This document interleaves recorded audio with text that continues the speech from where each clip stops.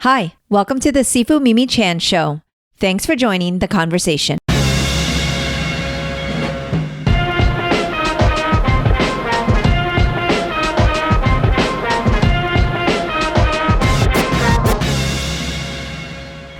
Michi Trota is a Filipina American writer, editor, speaker, and fire performer who is a 5-time Hugo Award winner, British Fantasy Award winner, Ignite Award finalist, and member of the Filipino Young Leaders Program, also known as FYLPRO. FYLPRO is a network of high-performing next-generation leaders who advance the Philippines and the Filipino people through their advocacy and expertise in various industries. Michi shares how impactful her work with this organization has been and shares stories from her visit to the Philippines. We also discuss equity in creative spaces, sexism, AAPI representation, and her passion for fire performing. I am honored to share in these conversations and hope you enjoy listening. If you do, please rate my podcast on your platform of choice and share it with others. If you would like to support with a donation to help keep this podcast going and support the work I do, you can become a patron of the show by visiting my website or patreon.com/SifuMimiChan.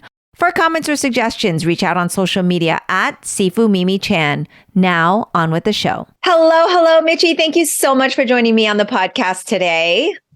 Thanks so much for having me here. I will apologize in advance in case Parker decides to come up and get herself on camera right in front of the camera, because it may happen. Not a problem. That is often the case on this show. A lot of the pets and family members like to kind of jump in and say hello. So for our listeners, Parker is a very curious cat who is very curiously staring at birds outside in the window behind Michi. I can't blame her. It is a lovely day outside. I want to be outside after we are done talking. Oh my gosh. And you're in Chicago, correct? Yes, I am. We're about half a block away from the lake on the north side. Okay. So is the weather kind of nice and moderate? Because I know Chicago can be pretty cold. I mean, being a Floridian, I'm afraid of anything below 70, so. Somewhere the ancestors are laughing at me because Chicago's like, yes, it's cold, but I still fare much better here than in the deep heat and humidity of Southeast Asia. Yeah.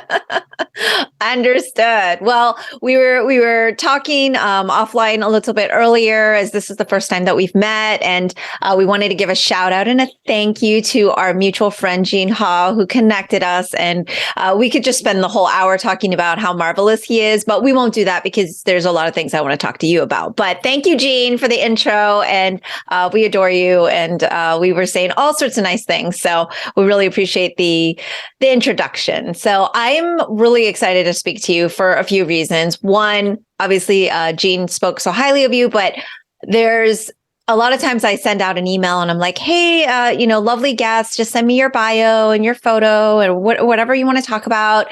And sometimes I get the bio, sometimes I don't. Sometimes it comes like 2 weeks later and I've already edited and like the podcast is already scheduled.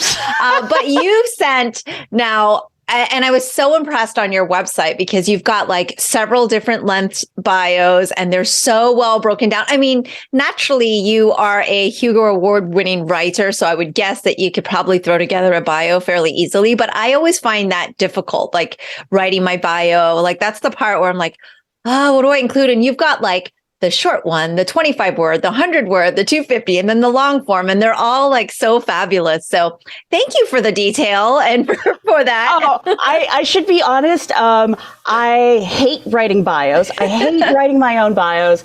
And I'm super, super thankful to all of the writer friends, particularly shout out to Mary Robinette Cowell for this one, because looking at how they have broken down their own websites and how they do these things, it's like, oh, this is actually a formula that I can follow. I don't write a lot of fiction, but having Mary Robinette introduce me to the MICE quotient, which if you haven't looked it up, basically talks about constructing short fiction like you're nesting code. And it just blew my mind because it means like there's actually a structure that makes sense to me that you can follow, because otherwise, if I'm not careful, I write myself into the weeds. So the long form one is the one that tends to be the more natural one. Yes, for you. yeah. The short one, I would tell, like, social media is in a lot of ways a dystopian hellscape from which we will never escape.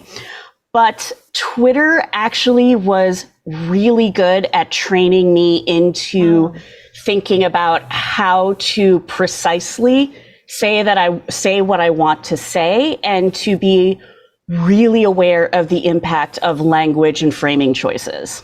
I see. That's perfect. And when you mentioned, did you just say dystopian hellscape? Was that the exact wording? Yes. Because yes. I'm going to, listeners will know, I will now repeat this and steal that, because I'm always trying to say, oh, I'm not really great at social. I don't take to it for certain reasons, but I think that phrase does it all for me, because it's this like necessary evil. And so many of my guests and I kind of talk about this. Some of them love it and thrive. And I definitely see the good in it and how we can reach audiences and share things. But it is not natural for me to partake in.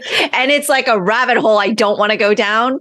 And so Oh, you're better off. You're absolutely better off. I would highly recommend reading Wired articles by Catherine Cross. Okay. She's a phenomenal culture critic, particularly focusing on digital culture.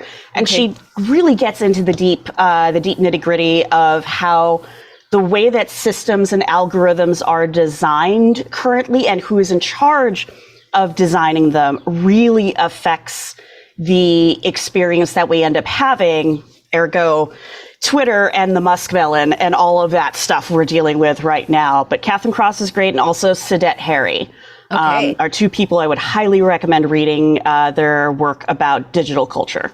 Excellent. I will do that. This is awesome. I already have a bunch of things that I need to read. I'm getting like homework, but it's good homework. Like I enjoy that, because I'm always like, what's my next thing I need to kind of look into and be aware of, and just super psyched to do that. So thank you for those racks, and keep them coming throughout the conversation, by the way. Sure. So we are talking, and it is AAPI Heritage Month. And I always get a bit of a laugh, because suddenly, reporters will reach out, or you'll get a little bit of interest about the work that, you've been doing for your whole life anyway, for like this 1 month of May. Where it's like, oh, suddenly we exist. It's like we pop out of nowhere. It's suddenly like every marginalized community that has a History Month, Heritage Week, anything like that.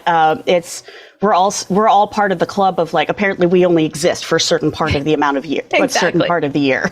Exactly. But, at the same time, it's kind of like, well, if you're going to pay attention, let me say everything I could possibly say in this short amount of time, so maybe I'll be heard, type of thing, right? And so I do like to have guests on that have shared experiences, and I just like to hear about experiences. And, when Jean mentioned you, I was super excited to talk to you. But then also, once I started to go down the rabbit hole of reading your articles and your newsletter, especially the most recent one, I'm just like completely blown away and excited, because you said something in one of your newsletter lines, and you said, representation doesn't just matter, it's also a responsibility.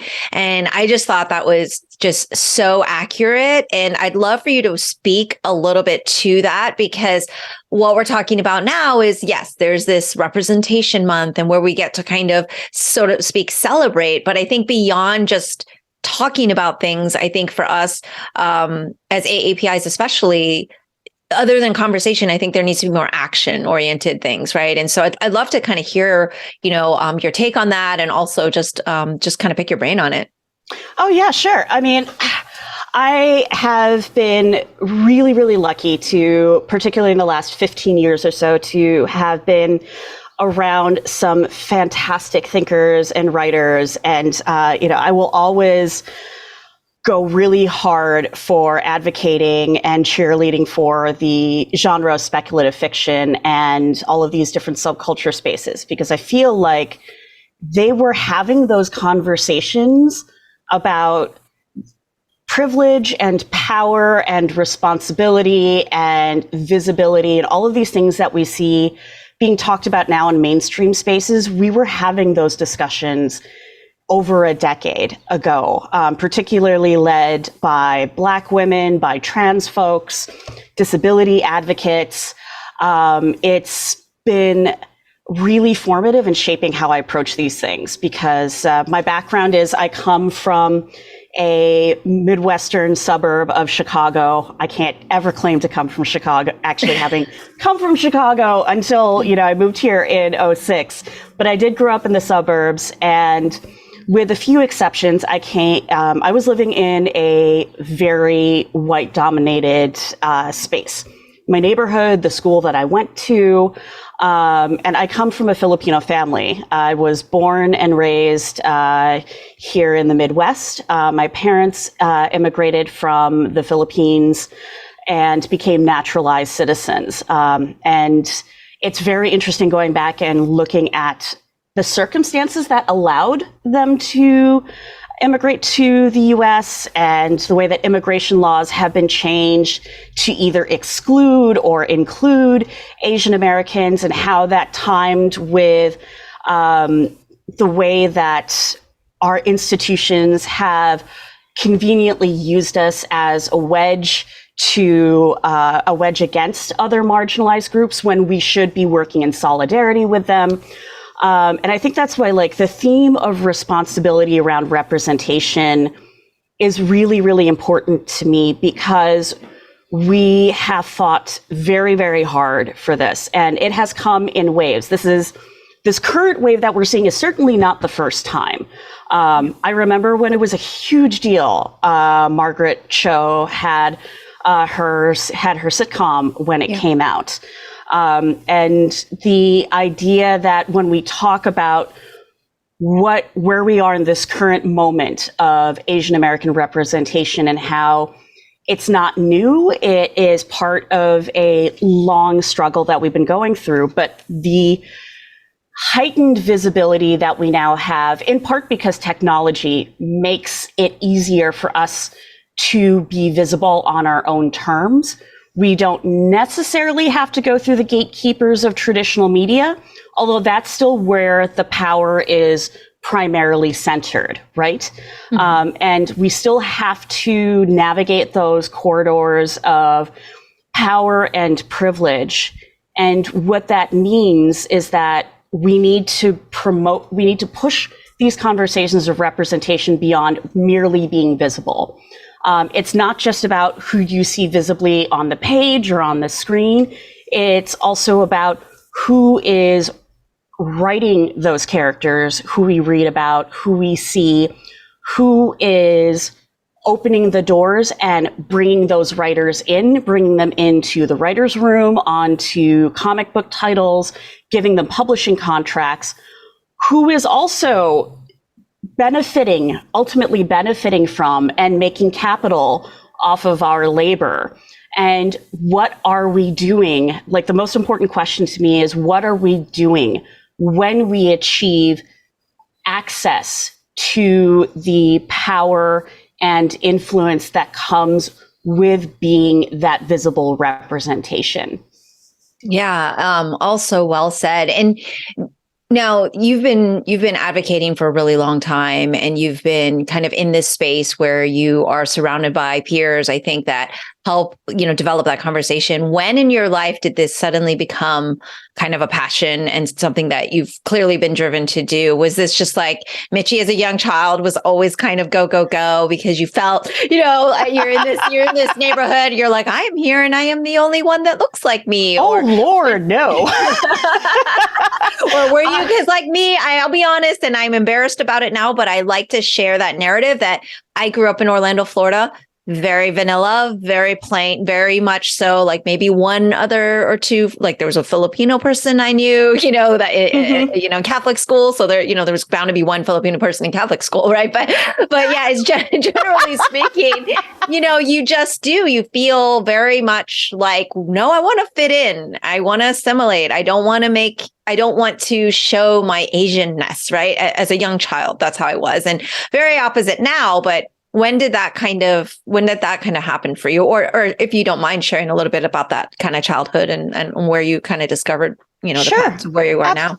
Absolutely. I think it's important for all of us to own our origin stories, to use the nerd speak around this. Yes. But My origin story is very similar to yours. I was very much that I'm the oldest, at least within my parents' marriage. My dad got around, we'll just say that. Tate was very popular with the ladies. And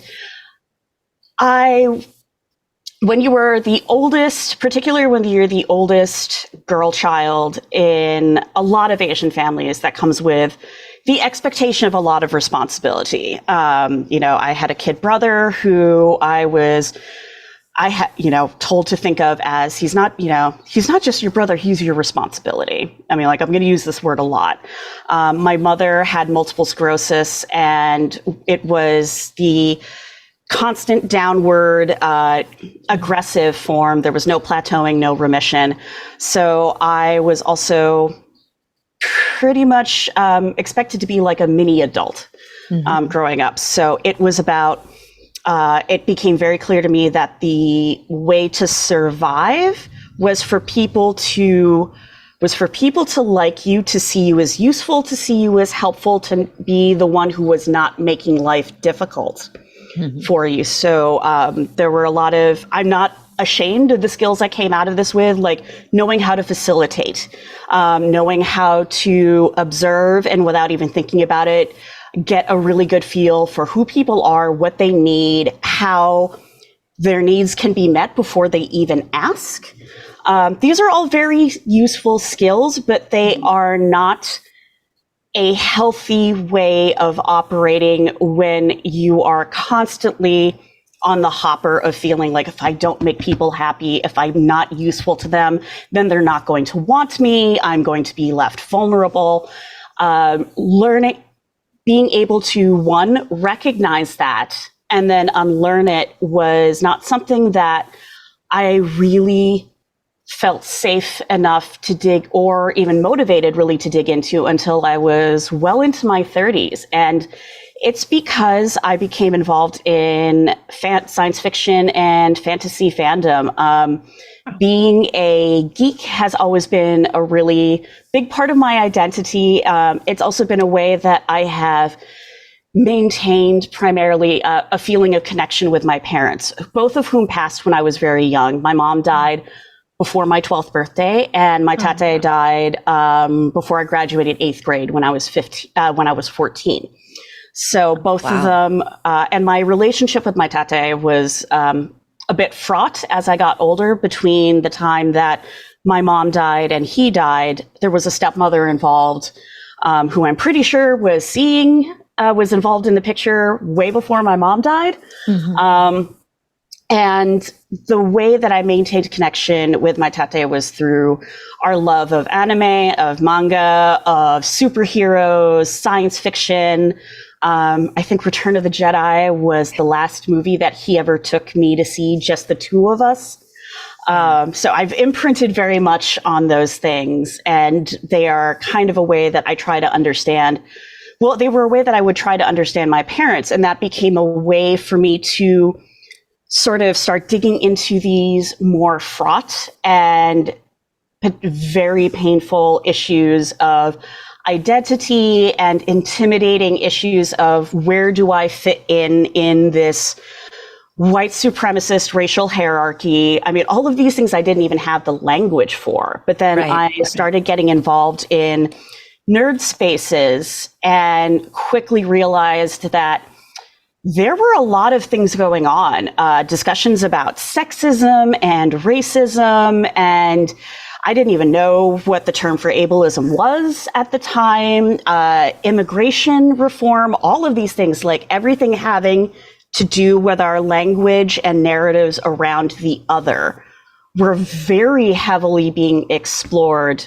And I think because that's some of the conventions of the genre, is that this is supposed to be a space where you can imagine anything, and anything and everything should be possible. And yet you had a very specific subset of people who were absolutely losing their shit over the idea that elves in Middle Earth could be black, or that you would have the temerity to question Joss Whedon's use of and appropriation of Asian, particularly Chinese and Japanese culture without ever having any Asian main characters on the screen. I mean, like the number of times you cringe hearing the very, very bad usage of, I believe it was Mandarin. They were trying. Yes. No. We'll just leave aside the fact that way back then. In Firefly, you're talking about, right? Oh, yes, I'm talking about Firefly. But also for our listeners, like, I'm actually following you, which is great, because sometimes I'm like, oh man, yes, I hope I'm in the know. I hope I understand. I keep forgetting that about Firefly. I keep forgetting how I'm like getting older, and these are things that I actually have to like clarify the reference for now. But all of these discussions just like happening and realizing, oh, not only is it okay for me to talk about being Asian American, to talk about being Filipino, I realized I didn't really know how to talk about it. I was much more comfortable talking about issues with gender and talking about internalized misogyny and how I used to play that game of I'm not like other girls because I like nerd stuff and I like sports. And as a 45-year-old looking at my 25-year-old self and wanting to be like, oh, honey, oh, no. We need to have a discussion about this. I did not it was around this time I started realizing my friends are mostly white. They're mostly men. Why is that? That was not necessary. Like, some of it is because of the social spaces we inhabit, right. And who is let into those spaces, which, was also a way for me to start thinking about the model minority myth and how the stereotypes often appended to Asian Americans are not nice things. They're not good things, in the same way that someone says, oh, you're not like other girls. Some saying like, oh, but you're not like those other, non-white people. It's like, is this really complimentary? Calling me exotic is not actually the nice thing that you think it is. Yeah. And seeing people able to talk about that through a lens of a common language that we all share around superheroes, around Star Wars, in a way made those conversations less intimidating and more personal. Made it, maybe actually personal isn't the right word. I'd say they made them more relevant to people. They could, and particularly if we're talking about folks with privilege, you could see them connecting to a topic or to a framing that may have felt very disconnected to them before. Like, oh, why should it matter, who you see? And I'm like, or why should it matter about why do I care about the way that queer folks are stereotyped around AIDS? I'm like, did you read the Legacy Virus storyline in the X-Men comics in the 90s, which was actually supposed to be a direct analog to the AIDS epidemic and how we were treating queer folks, particularly gay men, about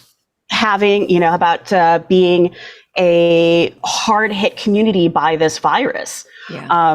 It was very interesting to see all those discussions happen and then realize that, like, why have I been avoiding them?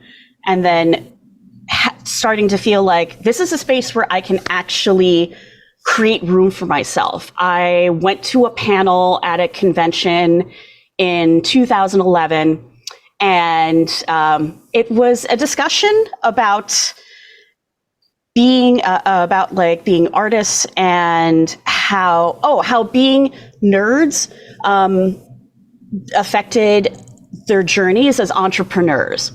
Oh, okay. Everyone up there was a man. Everyone up there was a cis man, as far as I know. The only person of color was the moderator, a friend of mine who had actually invited us to come see the panel because he'd never done anything like this before. And he'd been like, yeah, this might be a little weird. Apparently, the person who invited him to be the moderator didn't realize he was Black. And he was like, that was interesting. So I had gotten up during the Q&A to ask a question about, hey, you've shared your stories. What is it? What advice would you have for women who are trying to break into the industry because there's still a glass ceiling? Yeah. And you think I would have made a very controversial topic claiming that the Earth was flat. Because I don't know what you mean. There's so many women who are graphic designers. I'm like, how many of them are showrunners? If women would just bring the confidence that I see these cosplayers and conventions with them out into the real world, that would be so much easier. Things would be so much easier for them if they were more confident. And I'm just sitting here being like, I could see my friend as a moderator just kind of like going, oh God. He's like, I'm going to hear about this when we go to the bar afterwards. And my friends, like I could see my husband being like, am I going to have to, pull her jacket before she rushes the stage? My girlfriends are sitting next to me and I can feel them all steaming. Yes. And we're just like, yeah, no, that didn't answer my question at all. Thanks so much for your time. And afterward, there were women in the audience coming up to me and my friends and being like, thank you for trying to ask, but none of this surprises us. We work in these industries. We were hoping to get some more insights as well. And my friends and I just looked at each other and were like, why can't we have this discussion? So we started submitting panels and having discussions about being women in being of different marginalized groups in these spaces. And right around this time is when Gamergate happened, and when the fake geek girl online furor happened, and suddenly it was like, oh yeah, women are only into this because it's popular now, or I never saw girls playing Dungeons and Dragons, and we're like, because they were all playing far away from you, my friend. It's like, a lot of my it's one of those, like, you suddenly see this happen and now you have to. You cannot run from these conversations anymore. Yeah. And I could not run from what my identity meant to me and how I understood it and how I utilized what privileges I had and what privileges I didn't have and how I navigated that and what that meant for me as a brown woman in America and what that meant for my responsibilities as I started gaining more visibility within this, becoming managing editor of Uncanny and having that first Hugo Award. I was very, very proud of that. But it had also been impressed upon me that when this happens, you're going to be much more visible. That means you're going to be more prone to attack, that people are going to be scrutinizing your words and your actions a lot more. And that just made me very cognizant of of the way that a person can occupy multiple positions of oppression and power at the same time. And how if you are not aware of that, if you're not wrestling with that, no matter your best intentions, you will still cause harm. And the best way to at least try to minimize the amount of harm that you can cause through a well-intentioned mistake is to be aware of these things and to always be aware that when you mess up, the first thing you say is, I'm sorry. Here is how I caused harm. I acknowledge that I did this. Here's what I'm going to do to try to repair this. No one is obligated to forgive me. I have to show that I've done the work, and it is not my responsibility nor my place to tell people how they should feel about me going forward. Yeah. But these are all really fraught and scary as hell positions to be in. So in a lot of ways, like, what I hope that I can do is have these discussions in a way that, while I'm not backing away from the reality of where you are, being a marginalized person who becomes more visible, who has access to more power, at least also make it like this is a normal thing that we should be able to talk about.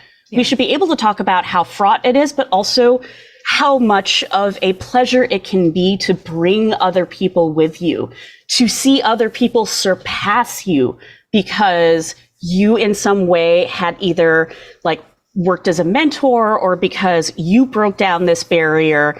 It made it possible for people to not just come in with you, but go farther than you.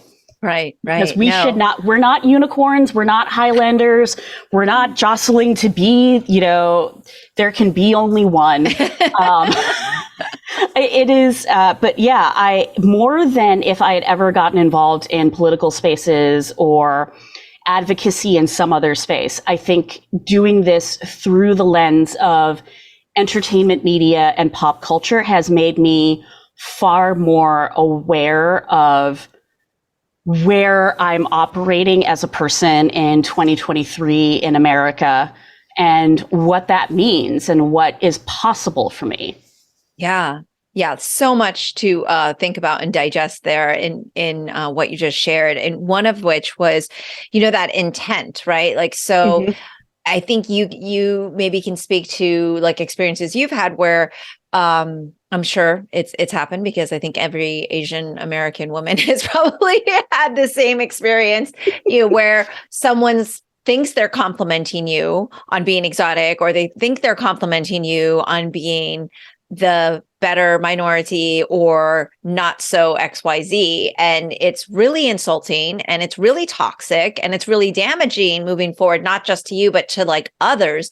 And so you want to correct this behavior so that you can say, hey, moving forward, just so you know, this is actually not okay. And this is actually how you should, maybe ask a question versus make an assumption. And then people say, well, I didn't mean harm by it, so there's no harm there, right? Like my intent wasn't malicious, so therefore there's no harm. And I think I would love to hear your clarification so that I can also steal what you say and moving forward. Because writers always like have the right dialogue, the right vocabulary. And I'm just going to, play this back, write it down like quote unquote Michi this. But it's like I've tried to have these conversations where I want to explain to, usually it is a white cis male. Let's just be very clear. I'm not saying it's always that, but I'm just saying there's a lot of assumptions a lot of times. And I want to kind of articulate that it is toxic, it is harmful. And even though you don't intend to be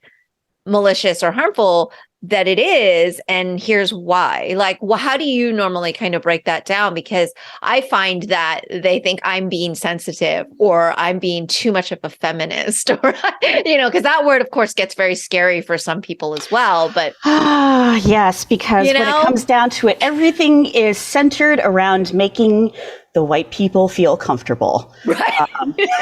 White fragility, and it's like, it's so hard because I have so many friends and colleagues and people that are trying to fight against that stereotype. Like, no, we're not like that. Please don't lump us in. But at the same time, there's that majority that's out there that's still perpetuating that same toxicity. Yeah, I know. That's. I wish I could. This particular framing has been around for a while, so I cannot take credit for it. But I have often heard people describe it as when you step on somebody's foot, you don't mean to, but you still hurt. It still hurts. You can't tell. It's like when someone says, like, "Oh, but I said this thing and I didn't, and I didn't mean to hurt you. Therefore, it shouldn't hurt." Like, when you step on my foot, you didn't mean to, but it still hurts. You can't deny that you caused harm. So what you say is, "I'm sorry, I didn't know that.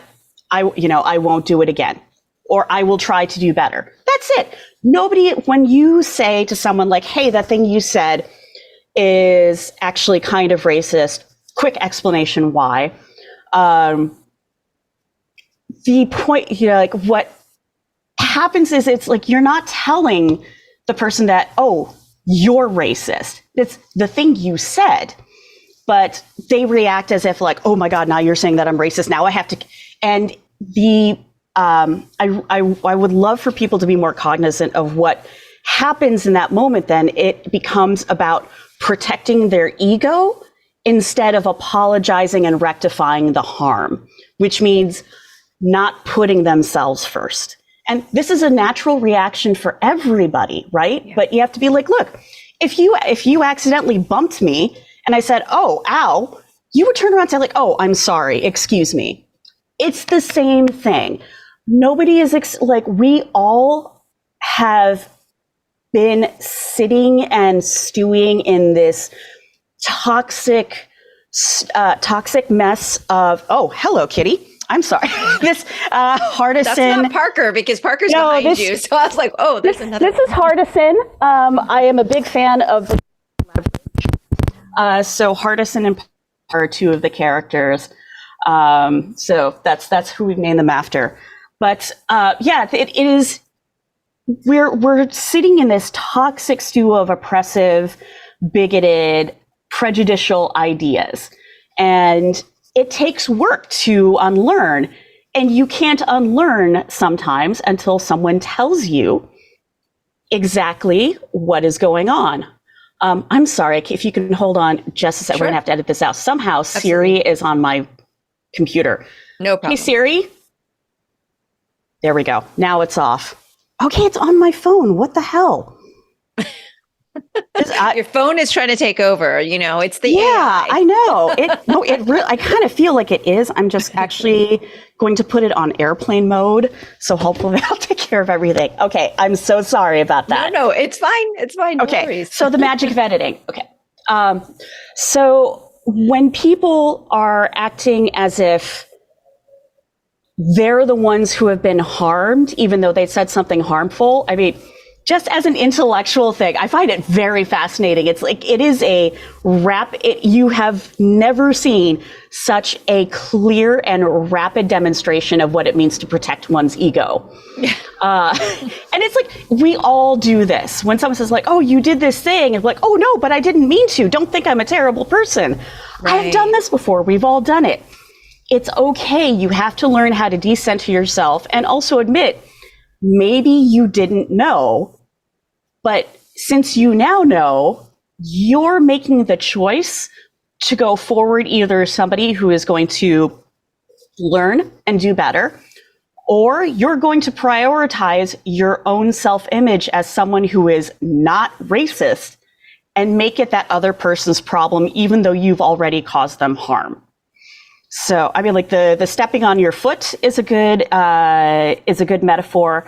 My friend Marianne Mohanraj said this at a panel once, and I thought this was also a really delightful metaphor. Is like, look, if I had a booger on my face, I'd want you to tell me that I've got a booger on my face. You're doing me a service. You want me to walk around with this thing stuck on the edge of my nose? No. When someone tells you that, hey, that thing you said is kind of racist, or hey, you might want to rethink wearing that ethnic print if you're not part of that ethnicity. It's the equivalent of telling somebody, hey, you got some parsley in your teeth, right? They're telling you because they care. If I didn't care who you were, I would just be like, okay, that was a shitty thing to say, and then turn around and leave, and then you'd be sitting there wondering, what did I do? I really would love for folks who are in a position of privilege, when someone tells them, hey, this thing that you did is hurtful, it is reinforcing an oppressive dynamic that I know you don't mean to, that the person telling them that 9 times out of 10 is showing trust. That I trust you are a person who wants to do the right thing. I don't think that you're racist or sexist or whatever because I'm telling you this. And when you react in the way that says like, oh, I'm more concerned about how I feel about myself than about being a good person, than about being a good friend, is that really the message that you want to send to other people? Yeah.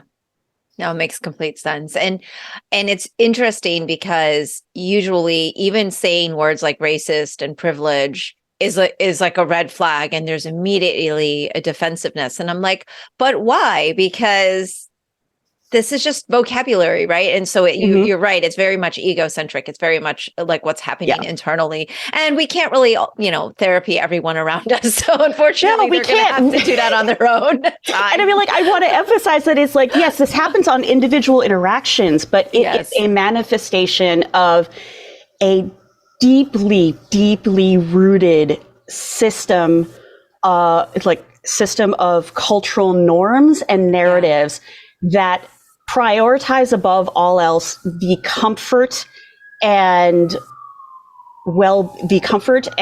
ego of those with privilege, which tend to be white, male, cisgender, able-bodied, rich, Christian, like all of the things you can pile on those labels, because that's who built this country, and that's those are the concerns and perspectives that shaped everything that we live with right now. And which is why a lot of people who fall into those categories are freaking the hell out that we're actually trying to not just make surface changes, but make changes to an entire system and culture that has for centuries centered very specific people as the natural inheritors of power and resources, and who should be on top,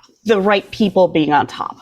Yeah. Yeah. And another thing that I kind of took away from your Connecting the Dots newsletter, which, by the way, everyone should sign up for. I mean, she did, Michi has said likely irregular, meaning like she's not committing to anything. There's no like, this is a daily or weekly thing. But what you do get is really great insight. And it was interesting because you mentioned the Black dwarves in Middle Earth and the people who are, transphobes, and also you mentioned actually AAPI history and K-12 curriculum, and how people wouldn't be throwing such a tantrum about these things if it wasn't, if it didn't matter. Yeah. Right. And it's funny because I'm literally talking to you today on Tuesday, May 9. This is not going to air on May 9, but literally somehow, I don't know how I did it, but no, I do know how, but my AAPI history bill is now required in Florida as of today. Yay! Congratulations! So it went through. Yeah, it's done. Oh, that's fantastic. Bill is signed, done. We snuck it in there as an amendment, but yeah. So it's Florida, you managed to do this in Florida. That is a huge accomplishment. Yes. And this is like, I bring it up, not to make this conversation about me, but because if Florida can do it, everybody, and anybody can.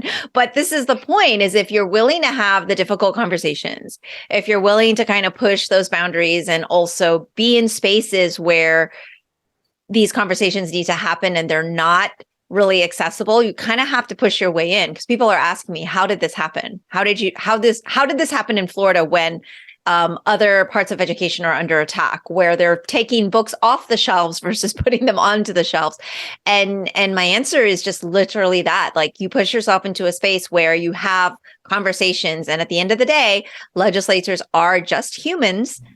And if you can start these conversations honestly and not go in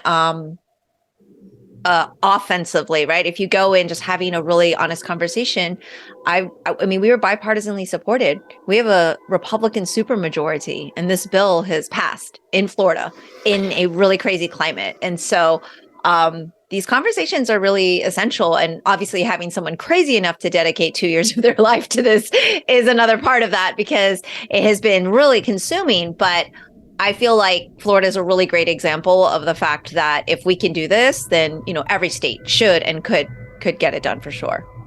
I do think it's really interesting to think about also how, when we have discussions about like, oh, you need to put yourself out there, you need to go ahead and do it.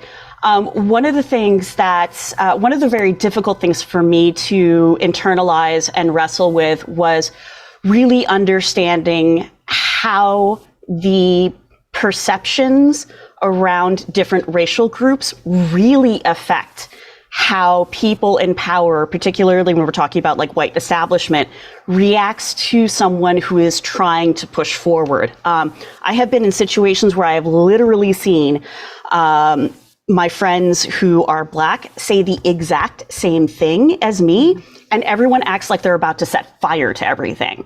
Yeah. I repeat the same thing, and suddenly it's like, oh, well, when you put it like that, I'm like, put it like what? I just said the exact same thing. Yes. Yes. And I think it is important for us as Asian Americans to acknowledge that that dynamic absolutely comes into play. It does not downgrade, it does not denigrate the work that we've done.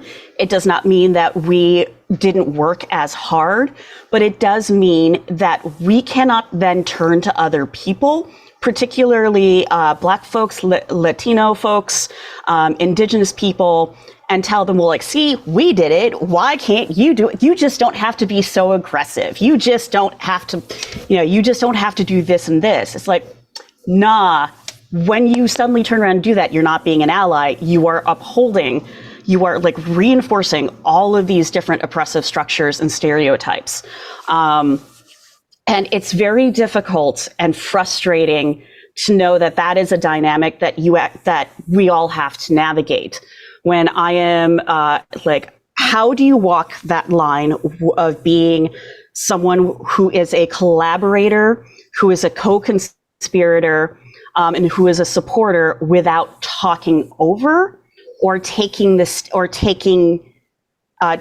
veering into a lane that is not yours, right? Like learning that I did not have to be in every single conversation was definitely, and is still a thing that I wrestle with. Like I have to actually make myself pause and again, the speed of the internet, the speed at which we are constantly pressured to be the one breaking the story, to be the first one to say something is really, really bad for this. But I cannot stress enough how much my butt has been saved by hitting pause before I have waded into something and said something and be like, let me see what's going on here. There are probably deeper contexts that are going on. I want to be a helpful part of the discussion, not a hindrance. Right. Which means, again, decentering the ego and saying, I may not be the best person to say something about this. Right. It has been made so clear to me so many times being in, fandom spaces when I would be approached to be on panels or to write an article about something or to be involved with a thing.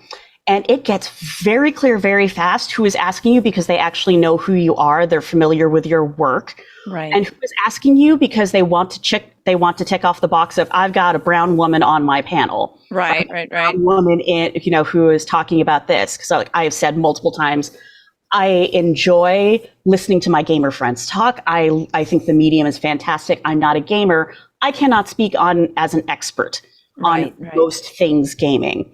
But I still get asked. And I'm like, if you're asking me after I've done this, and it's on my website, I've said this multiple times everywhere.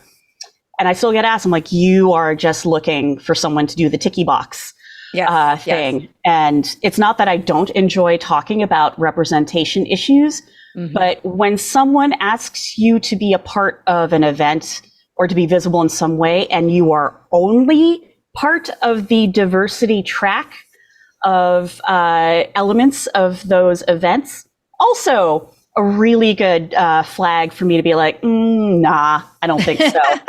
Yeah, I don't think so. Exactly. No, that definitely resonates. And that actually is interesting because that kind of leads into even just this whole journey that I've taken. Because actually last year I had the exact same conversations and I got nowhere. So I did have to do something completely different this year. And had to show up a little bit more and all of these XYZ things. But what's been really challenging is, all the things happening with the African American studies. And so we've been also trying to ally and also to kind of align ourselves so that the people know that I think one of the conversations that we had with a lot of the, Black and brown senators and legislators and people of color was that this is where we don't want to be pushed apart. We don't want the model minority myth to happen where, okay, we're not asking for your history to be replaced. We are asking for inclusion, right? And so there's this dynamic where we had an opportunity, which was to ensure that now, like, by including us, we can elevate you as well. Like, we are elevating one another. And like, that was definitively an important conversation to have. And for our volunteers to know, like, this is very important because Florida is so under fire, for people to know, no, African American history is already there. Holocaust studies is already there. Hispanic heritage is already there. AAPI history is not there. Right. And so we're just asking for that inclusion. And so that was a conversation that had to be clarified, not just to legislators who also don't really know what's already there. Like, a lot of them didn't know, but also just people in conversation, because there was a lot of defensiveness or concern over replacement. Right. And then this is not about replacement. Right. This is about being alongside. It's that false narrative that we are constantly given as marginalized communities, that we're all fighting for the same slice of pie. First off, the pie is infinite. Pie is infinite. But also, who does it benefit when we are fighting each other? It benefits the people who actually have the vast majority of the power, the say, the representation. Where it's the same thing that is happening with these frustrating discussions about affirmative action, right? Where it's like, oh, it's because this group and this group is getting special exceptions. It's like, no, equity, making space for equity is not making special exceptions for people who aren't qualified. And if you're already assuming from the outset that they're not qualified, you might want to sit and think about some internal work you got to do about some particular biases you may have.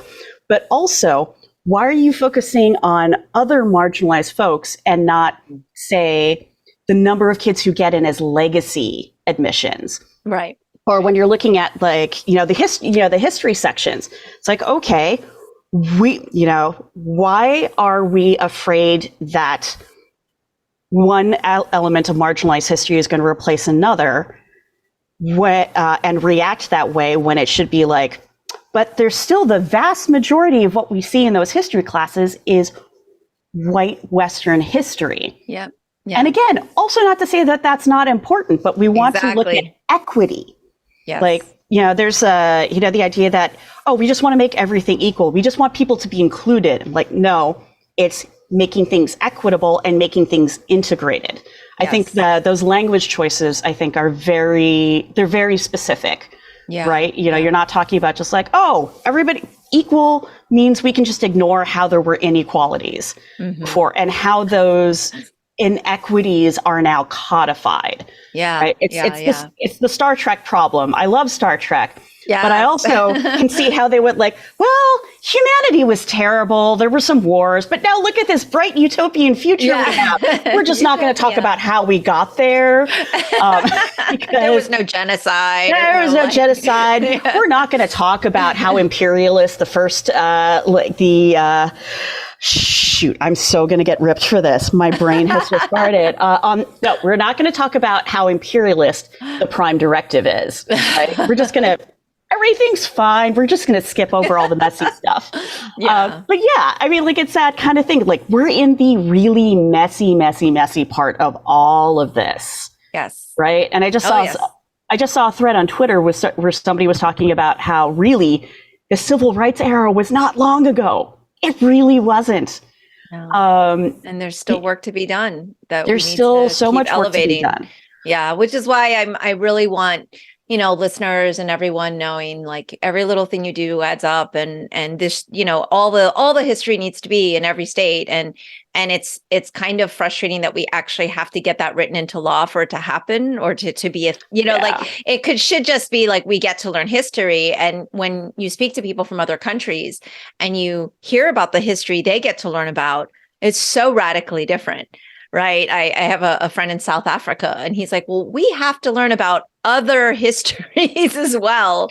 around yeah, the there was world. that one unit of world history squished into like 3 months. I was like, oh, right. And it's like, you all in America have a very narrow lens. It's very, it's very egocentric. Like this is what it is. So, but it is very exciting to have a very small step of progress in which I hope because of our progress, other states will say, okay, if Florida can do this one small thing, then we can keep moving. Everybody can keep moving the needle. We can keep moving the needle forward. And definitively, I agree. Like, I think it's understanding what equity is, understanding that isn't one pie and that taking away one piece. That's a really great analogy, because I think that's where we have to have clear conversations. Otherwise, people do get confused or they're not sure what's happening. And we want to be able to articulate like how important this is and why, but that there should be solidarity and that we are actually elevating each other, And also that solidarity is not a new thing. Like the whole umbrella of Asian American Pacific Islander identity came out of learning from the Black Power movement, of learning from what the Chicano studies protesters were doing in California. I mean, Asian American activism and collaboration with other marginalized groups has always been a part of our fabric, has always been a part of our history in so many ways. And, I really want people to think about who benefits from that history being elided, erased, ignored, and leaving, and what it means, who benefits from the fact that there are successive generations that have to relearn these things, and who learn them most of the time after they're out of school, when they are pulled between the responsibilities of being a self-sufficient adult, of having a family, of being a good community member, of, having to survive in this, capitalist dystopia where like we have to make money and make choices that are not otherwise what we would like to make ethically in order to survive, right? Like it's very important we think about, and this is one of the things I loved about working in journalism for a few years and learning about movement journalism and solutions journalism, is looking for who benefits, who is left out, and think about who your work is, whose perspective your work is centering. Yeah. Okay, there's like 2 or 3 things I want to quickly touch on, and we're definitely going to have to you're going to have to promise to speak to me again, because there's so many things. Oh, sure. I thought you were saying we're going to have to edit this down, but absolutely. I'm happy to. No, not at all. I mean, I could actually keep going. It's not like I have a rule and my podcast has to end, but I want to be mindful of your time. One is I would love to hear more about the flow and fire artist side of your life, because as a martial artist, the movement really resonates. And I know that you perform every other Friday or something. Can you share a little bit about that and how you got into that? And I'd love for our listeners to know, especially anybody in the Chicago area, to make sure they come out and cheer for you. Okay, so shout out to my friend Sasha, who I have known since my baby days as a 20-something in Boston, and who got me started on this path. She gifted me a pair of her practice poi, and poi are a set of tools that it's a weight on one end connected by some string or a cord, and then you hold the handles in the other, and you're swinging them around. You're using momentum to keep them going. You can create all sorts of geometric patterns. It originates from the indigenous people of New Zealand, from the Maori, and at some point, there is definitely there is very likely an appropriative history here, but it has gone from taking that initial tool and blending it with the traditional fire knife dancing of the native Hawaiians. And it has become something that is completely new. I'm very clear about when I perform. I am not doing in any way representing the Maori art form or Native Hawaiian art forms. This is something that is very different. But I started out with poi, with flow poi, and then when I moved to Chicago turns out there is a huge circus performance community here in Chicago. There is a large community of Burning Man folks and fire performers. And when I moved here in 2006, a couple of years after, I just randomly stumbled onto the community and found out that they were doing monthly gatherings up on the north side near where I live by the lakefront called the Full Moon Jam. And people were getting together and they were exploring the creation of this system of when you have performers who come in, everyone who they perform and then they take over for their safety spotter. And then when the next performer is done, they take over. So it's this constant rotating system of everybody is responsible for everybody else's safety. Everyone is responsible for the smooth operation of the event. And there were also local small groups that would get together in a private space once a week to practice when the weather was warm. So these people were wonderful and introduced me into how to do this safely, the kind of tools I could use, the kind of fuel.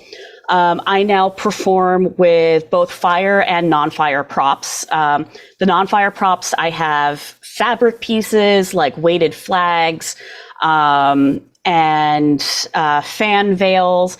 I have LED equipment. I just got myself a new pair of LED fans. Nice. And with fire, I usually do a mixture of fire poi fans, swords, and staff. I would love to pick up basic Filipino martial arts with the arnis sticks and then adapt them for fire as well. Yeah. I've been doing this for over a decade. I've been doing this for almost 15 years now, I believe. Wow. And I am no longer part of the Full Moon Jam, although I'm very proud of the work I did there. When I left, the jams had gone from we had taken the jams from being a very community-oriented, ad hoc, put together with whatever we had. And we ended up developing protocols and rules, and now the event is part of the Chicago Parks District Night Out in the Park summer event series. So if you are in Chicago and you go to the Chicago Parks District and you look at the events, the Full Moon Jam happens once a month between Mondays and Thursdays. Up on the north side, it's completely free to the public. You bring a picnic blanket. You sit down, no alcohol, no other substances, and you just make sure you take out the trash that you brought in with you. You want to leave the park in as good or better condition than when you found it. I also perform with a troupe. We're called Rax Geek. We also sometimes perform under Rax Inferno. Rax Inferno is just the standard. We are in standard costumes for belly dance, flow performance, acrobatics, primarily like people who can perform on a stage and don't need like a giant rig. But when we do it as Rax Geek, we do this all in cosplay. I have performed fire as Wonder Woman. This Friday, we are always performing at the Newport Theater in Chicago on the second Friday of every month. Okay. Every other month is Rax Geek. Every other month is Rax Inferno. So this Friday, May 12th, which is also my husband's 45th birthday, we are doing a all Asian American Pacific Islander show.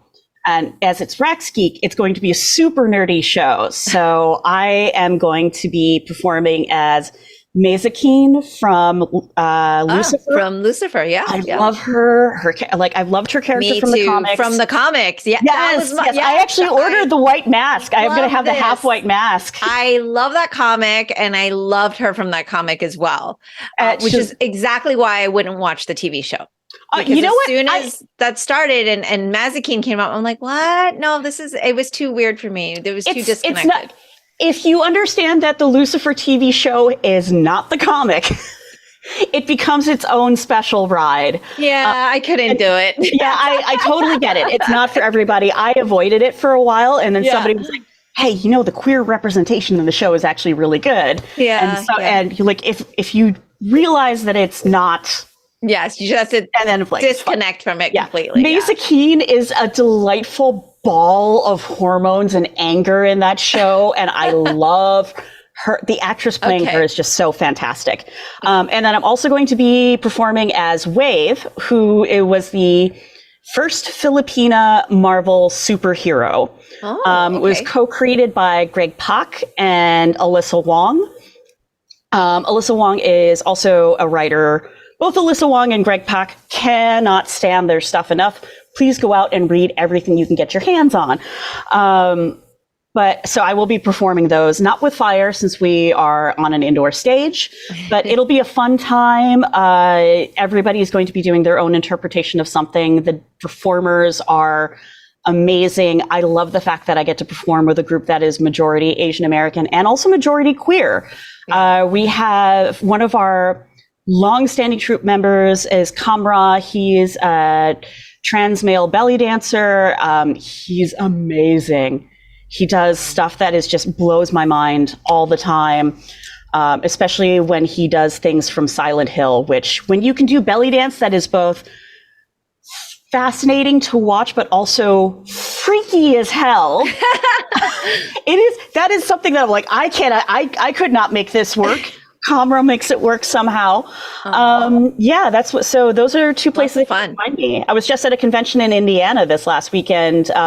We performed Fire, but then we also the next day did a tutorial for people to, if they wanted to understand how fire performance works. Gave them the rundown of these are the safety practices.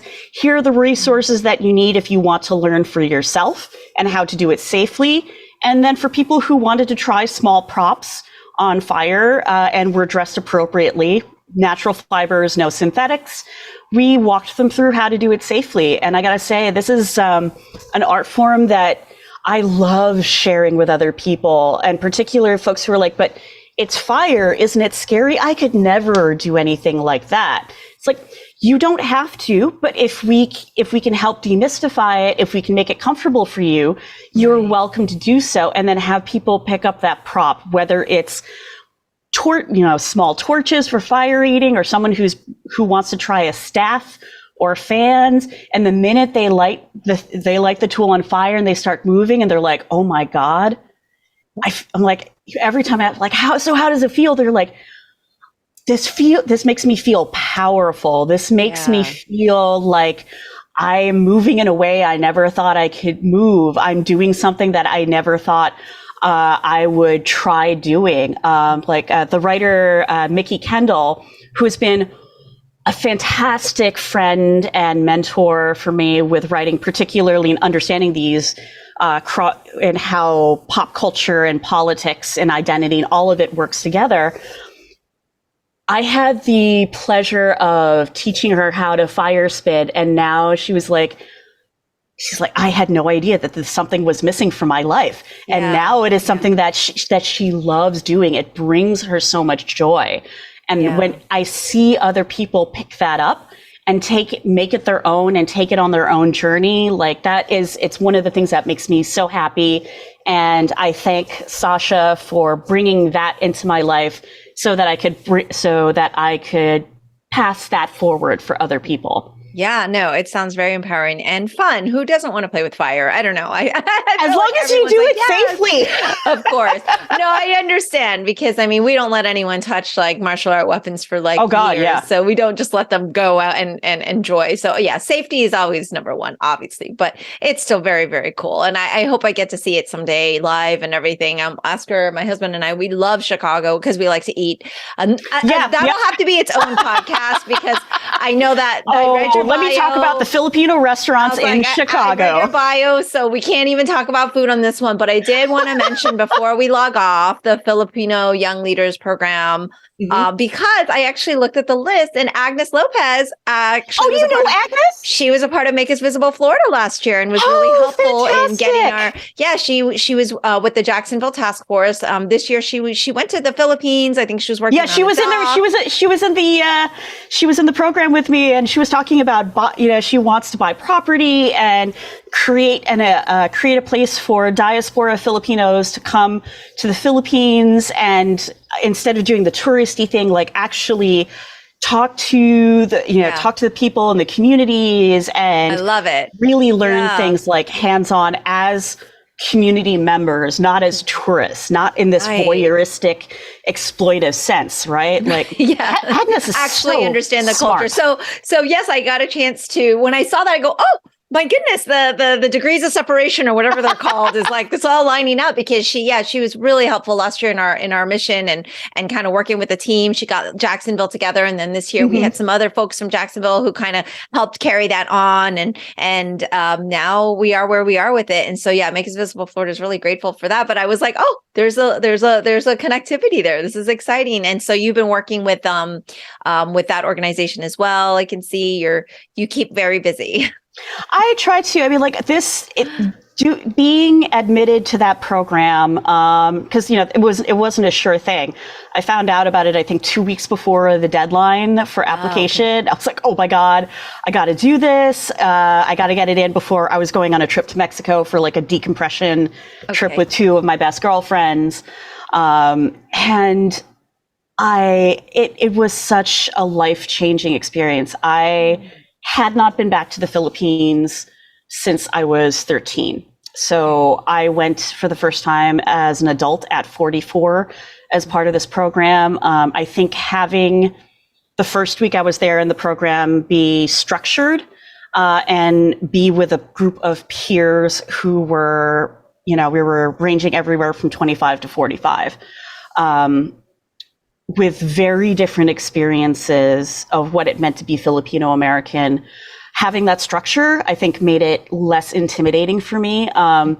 It was definitely one of the most emotionally challenging experiences I've ever had. I think that when you are confronted with this very dichotomous reality of, I grew up in the States with a lot of these advantages and access to a lot of things that people in the Philippines don't have. I'm very grateful for that. And I understand, that this is not something everyone has access to. But then you go to the Philippines and you see directly the consequences of the theft of resources, of labor, of talent, because brain drain and labor is very much a thing that Filipinos are dealing with. And also just, the resources, not just from Spanish colonialism, but also American imperialism, that America is still trying to continue in many ways.